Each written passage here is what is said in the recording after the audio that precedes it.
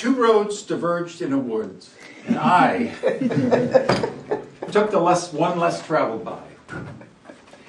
Usually, I begin an evaluation by challenging the speaker to have a better opening.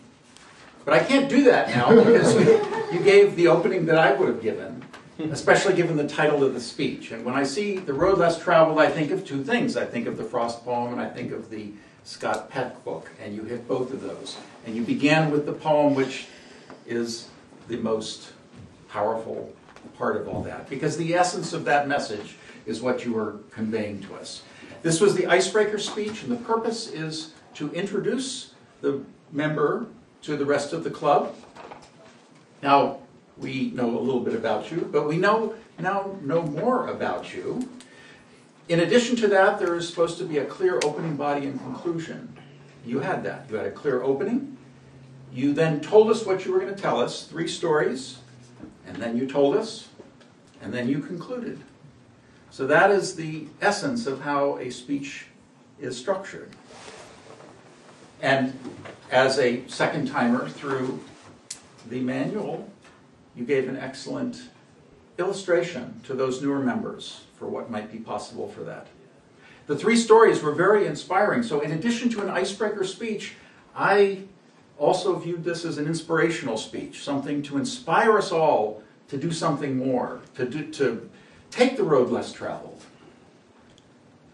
I liked when you talked about how there's 7 billion people and only 250,000 Toastmasters in the world, and we are taking the road less traveled by, because most people are afraid of public speaking.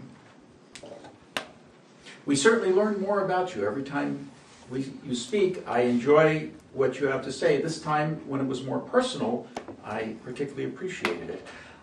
I thought your gestures were particularly effective when you were talking about the path to being a surgeon, and you went off here, and then you contrasted yourself and your brother by moving your hands. Some suggestions. The vocal dynamics tended to be a little bit monotonic.